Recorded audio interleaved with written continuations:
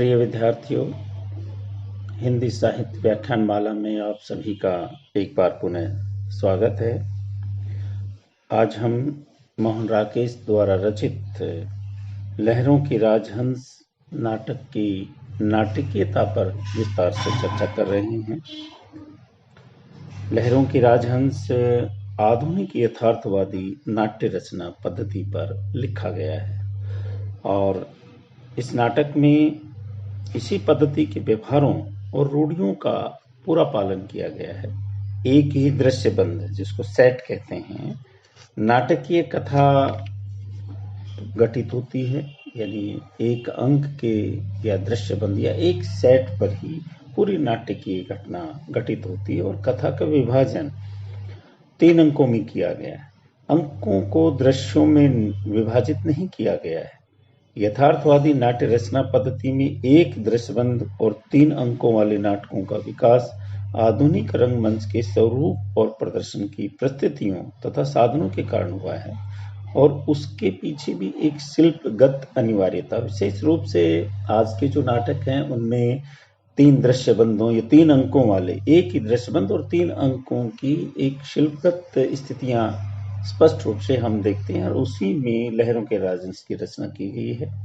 भारी भरकम और ठोस पदार्थों से निर्मित यथार्थवादी दृश्यबंध को बदलने की कठिनाई से बचने के लिए ही इस शैली के नाटक ने अपने लिए एक दृश्यबंध स्वीकार कर लिया है। तो नाटकीय कथा के 3 जो प्रमुख संचरण, जिनको विकास कहा जाता है, नंबर 1 कथा का उद्घाटन, 2 विकास तथा चरमोत्कर्ष। तो इस प्रकार से कथा का विकास होता है पहले चरण में, फिर कथा का उद्घाटन होता है, फिर विकास तथा फिर उसके बाद चरमोत्कर्ष। इन तीनों के आधार पर ही इस शैली के नाटकों में 3 अंकों का विधान रहता है। प्रत्येक अंक कथा के एक उत्कर्ष बिंदु पर समाप्त होता है, किंतु अंक की जो समाप्ति है उसके ऊपर पर्दा गिरने की एक व्यवस्था है। नाटक का अंत कथा के चरमोत्कर्ष पर पहुंचकर उसके तुरंत बाद हो जाता है, समाप्त हो जाता है। एक ही स्थान पर नाटक की सभी घटनाएं दिखाकर नाटककार ने स्थान अनुमिति का पूरी तरह से पालन किया है। स्थान अनुमिति के साथ साथ इस नाटक में जो लहरों के राजहंस हैं, घटना स्थलों तथा पात्रों की मनोदशा का परिचय देने वाले रंग निर्देशन में भी यथार्थवादी नाट्य पद्धति के अनुसार ही रखे हैं। इस प्रकार ये नाटक एक विशेष रचना पद्धति और शिल्प विधान के अनुसार एक सुसंगठित और तर्क संगत रूपबंध से प्राय हम अंग्रेजी में कहते हैं स्ट्रक्चर का निर्माण करता है। लेकिन नाटक में 2 प्रसंगों की योजना इस रूप में की गई है कि उससे उसका रूपबंध कमजोर होता है। इन दोनों प्रसंगों में हम अगर बात करें तो श्यामांग प्रसंग और नंद दीक्षा तथा उसके प्रयावर्तन का प्रसंग का विश्लेषण इस नाटक के रूपबंध के स्वरूप को समझने के लिए ज्यादा उपयोगी होगा। इसमें हमें लगता है कि कहीं न कहीं थोड़ी ढील दी गई है। नाटक की वस्तु योजना और उसके संबंध में श्यामांग प्रसंग का महत्वपूर्ण स्थान है, क्योंकि ये प्रसंग कई प्रकार से और कई स्तरों पर नाटक की मुख्य कथा और उसके मूल संघर्ष से जुड़ा हुआ प्रतीत होता है।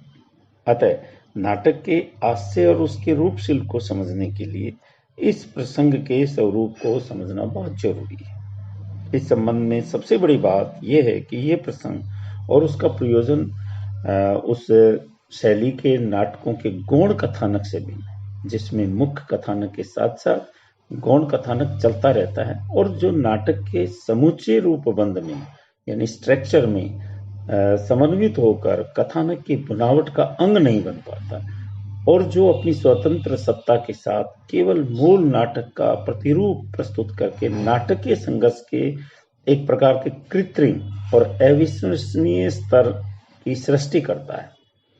यानी हमें वहां लगता है जैसे कि कृत्रिमता आ गई है और विश्वसनीयता का स्तर घट गया है। तो गौण कथानक की ऐसी स्वतंत्र और असंबद्ध सत्ता कथानक की एकता और प्रभाव को घटाती है। लहरों के राजहंस में श्यामांग प्रसंग नाटक के पूरे रूपबंध का ही अंग है और वह नाटक की मुख्य कथावृत्ति और द्वंद्व भाव को ही अधिक तीव्र बनाता है। अपना स्वायत्त अस्तित्व निर्मित नहीं कर पाता। कहने का अभिप्राय यही कि जो श्यामांग प्रसंग है वो मुख्य कथा में सहयोग करता है, लेकिन श्यामांग प्रसंग नाटकीय दृष्टि से महत्वपूर्ण होकर भी दर्शक की रुचि और नाटक के सहज प्रभाव में हमें यहाँ बाधक बनता हुआ भी प्रतीत होता है। इसका कारण ये है कि श्यामांग की चरित्रगत अवधारणा और उसके कार्यों और कथनों के मंतव्य स्पष्ट नहीं होते, और ऐसा लगता है कि उनके संबंध में नाटककार भी स्वयं दुविधाग्रस्त है। आरंभ में लगता है कि श्यामांग और अलका का अत्यंत सहज, कोमल और मौन पारस्परिक आकर्षण सुंदरी और नंद के उद्दाम, मुखर और कामासक्त प्रेम का ही एक प्रतिरूप है। देखिए, मैं यहाँ ये बताता हुआ चलूं आपको कि श्यामांग और अलका का जो ये काल्पनिक पात्र हैं, इसके अंदर ऐतिहासिक पात्र नहीं है इस नाटक में, और दोनों का एक आकर्षण होता है। तो ये पात्र जो है वो काल्पनिक पात्र चित्रित किए गए नाटककार के द्वारा इस ऐतिहासिक कथानक के अंतर्गत। तो इस प्रकार का ये प्रसंग जो श्यामांग प्रसंग है एक निश्चित नाटकीय प्रयोजन की सिद्धि की चेष्टा करता है, और फिर बाद में यही श्यामांग नंद के अस्थिर और द्वंद्व जर्जर मन का एक प्रतिरूप बन जाता है, और अपने ज्वर प्रलाप में जैसे नंद की ही अनिश्चितता, विभ्रम और अकुलाहट को ध्वनित करता हुआ हमें दिखाई देता है। जब वह कमल ताल में दिखाई देने वाली छाया से डरता है, तब जैसे कि नंद की बुद्ध की छाया से डर रहा, जैसे नंदी स्वयं बुद्ध की छाया से डर रहा हो, ऐसा लगता है। और दूसरे अंक के प्रारंभ में एक स्वर श्यामांग का नेपथ्य से उभरता है, और उधर नंद अपने मन की उद्विग्नता के कारण रात गए तक जाग रहे हैं। ये दोनों स्वर एक दूसरे से टकराते हैं और एक दूसरे को काटते हुए प्रतीत होते हैं, और ऐसा लगता है जैसे कि नंद ही रंगमंच पर अनिद्रा में अशांत बैठा है और नंद की नेपथ्य में प्रलाप कर रहा है। कोई स्वर नहीं है, कोई किरण नहीं है, एक छाया अंधेरे कूप में भटकती हुई छाया। ये एक संवाद है, एक नेपथ्य का प्रलाप है, स्वर है, इस प्रकार से हमें दिखाई देता है। नाटककार एक ही साथ जैसे श्यामांग से दो काम लेना चाहता है। ऐसा लगता है हमें कि एक और दो प्रयोजनों की सिद्धि चाह रहा है नाटक। श्यामांग के चरित्र का यही विरोधाभास इस अत्यंत महत्वपूर्ण प्रसंग की नाटकीय शक्ति को कहीं कमजोर कर देता है, और इसी कारण अलका का अत्यंत प्रयोजनशील और स्पष्ट चित्रांकन भी पूरी तरह से विकसित नहीं हो पाता। नाटक में आरंभ में ही श्यामांग से हमारा परिचय हो जाता है। वह नितांत सामान्य जगत धर्मा व्यक्ति नहीं है, ये विचारवान है, अंतर्मुखी है और बाह्य यथार्थ के साथ नहीं बंध पाता। वह कमलताल में एक छाया देखता है और उस पर पत्थर फेंकता है। इस अपराध में उसे अंधकूप में डाल दिया जाता है, बाद में उसे मुक्त कर दिया जाता है। इसके पश्चात हम उसे रंगमंच पर नहीं देखते, केवल उसका ज्वर प्रलाप सुनते हैं। ये प्रलाप नंद के ही मन का संघर्ष ध्वनित होता है। ऐसी स्थिति में श्यामांग एक सक्रिय पात्र के रूप में मर जाता है और अपने प्रसंग और उन मूल्यों से पूरी तरह से कट जाता है, जो नाटकीय दृष्टि से महत्वपूर्ण है, क्योंकि ये नाटकीय कथा की मुख्य भावभूमि और उसके संघर्ष भाव का प्रतिपक्ष प्रस्तुत करते हैं। अब उसके संवाद, क्रिया, व्यापार का वहन और चरित्र का उद्घाटन न करके जो भी संवाद या प्रलाप हमें दिखाई देते हैं, प्रतीकात्मक लाक्षणिक वक्तव्य बन जाते हैं। श्यामांग प्रतीक बनकर नाटक की कथा के सीधे स्पष्ट द्वंद्व को केवल अस्पष्ट नहीं बनाता, बल्कि वह नाटक के वस्तु विधान और रूप विधान को भी कमजोर करता है। नंद के दीक्षित होने की घटना वस्तु विज्ञान की दृष्टि से नाटक में एक बहुत कमजोर कड़ी दिखाई देती है। सुंदरी तथागत से मिलकर नंद के वापस आने की आकुल प्रतीक्षा करते करते उनिंदी हो जाती है। इतने में श्वेतांग आता है। अलका उससे नंद के संबंध में पूछती है। श्वेतांग अलका को नंद के भिक्षु बनने की सारी कथा सुनाता है और बताता है कि लोगों का कहना है कि उसके बाद वे विक्षुब्ध होकर घने जंगल की ओर चले गए। इस पर अलका किसी बड़े अनिष्ट की आशंका से डरकर सुंदरी को जगाने लगती है, और तभी भिक्षु वेश में नंद का प्रवेश हो जाता है। अलका और श्वेतांग के वार्तालाप के माध्यम से मोहन राकेश जी ने दर्शकों को ये बता दिया कि जो नंद नदी तट पर तथागत के पास अपनी दृष्टता के लिए क्षमा याचना करने गए थे, वे वहां जाकर भिक्षु बन गए हैं। किंतु नाटकीय प्रभाव की दृष्टि से इसका परिणाम ये होता है कि जब नंद सचमुच भिक्षु वेश में प्रकट हो जाते हैं तो दर्शकों पर वह तीव्र और वांछित प्रभाव नहीं पड़ता, जो कि ऐसी स्थिति में पड़ना चाहिए। देखिए, बड़ा अंतर सा दिखाई देता है कि जाता है क्षमा याचना करने और आता है तो भिक्षु वेश में। इसी प्रसंग की एक और दुर्बल कड़ी नंद के साथ भिक्षु आनंद का आना है। उनके आने का कोई स्पष्ट और सार्थक प्रयोजन हमें दिखाई नहीं देता। नाटककार भिक्षु आनंद को शायद इसीलिए नंद के साथ लाता है, जिससे कि उसे इस बात की सुविधा मिल जाए कि वह नंद के मन के उद्वेग को स्वागत कथनों के स्थान पर नाट्य के संवाद में व्यक्त कर सके। भिक्षु आनंद का नंद के साथ आने का पर्याप्त कारण होने से ये दृश्य खंड अस्वाभाविक और कथा धारा से विलग सा दिखाई देने लगता है और आनंद का चरित्र भी नितांत सामान्य हो जाता है, बिल्कुल साधारण सा। नंद का दीक्षित होना रंगमंच पर नहीं दिखाया जाता, देखिए, क्योंकि ये नहीं पता चलता कि किस तरह दीक्षित हो रहे हैं, केवल उसके बारे में दर्शकों को सूचना दी जाती है, क्योंकि ऐसा करके वे घटना स्थल बदलता, जिसके कारण प्रदर्शन में दृश्य बंद भी बदलना पड़ता, तो वो दृश्य दिखाना पड़ता और वो दृश्य वहाँ बड़ी कठिनाई है नाटक में इस तरह के दृश्य दिखाने की। इस शिल्पगत कठिनाई के अतिरिक्त शायद वैसे भी नाटककार ने रंगमंच पर प्रस्तुत किए जाने वाले दृश्यों में इस दृश्य को सम्मिलित करना जरूरी नहीं समझा। घटनाओं और दृश्यों का चुनाव और उनकी योजना निश्चित करने में नाटककार के लिए निर्णय अत्यंत महत्वपूर्ण होता है कि वह कथा के किन अंशों और किन दृश्यों को पात्रों के द्वारा रंगमंच पर प्रस्तुत करेगा और किन के संबंध में केवल संवादों के द्वारा दर्शकों को जो जरूरी सूचनाएं हैं वो देनी। नंद का दीक्षित होना इस नाटकीय कथा की एक ऐसी घटना है जिसका रंगमंच पर पात्रों के द्वारा प्रस्तुतिकरण आवश्यक है, भले ही उसका निर्वाह नाटककार और निर्देशक दोनों के लिए कठिन हो जाए और भले ही उसके कारण स्थान अनुमिति खंडित होती हो। वास्तव में यही व्यापार खंड इस कथा का चरम बिंदु है और इसी में कथा का मूल द्वंद्व अपनी पूरी अभिव्यक्ति पाता है। लेकिन इसमें संदेह नहीं कि यदि ये घटना रंगमंच पर प्रस्तुत की जाए तो संभवतः नाटक की वस्तु योजना का रूप कुछ अलग होगा, भिन्न दिखाई देने लगे।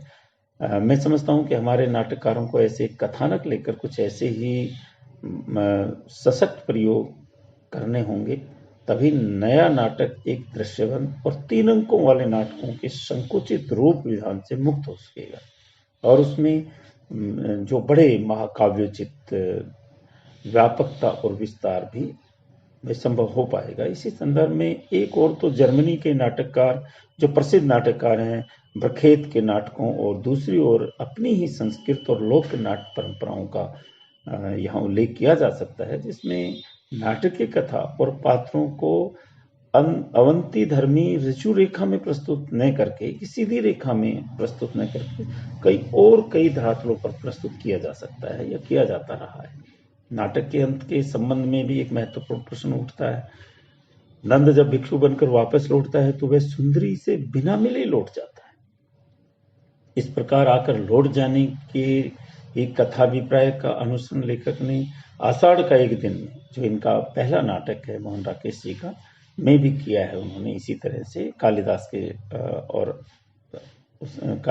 मल्लिका के संदर्भ में पात्रों को इस प्रकार के साक्षात्कार से बचाकर नाटककार कथा में एक प्रकार की रहस्य भावना का समावेश कर देता है और उसकी अत्यंत तीव्र और प्रत्यक्ष नाटक की संभावनाओं को कमजोर कर देता है।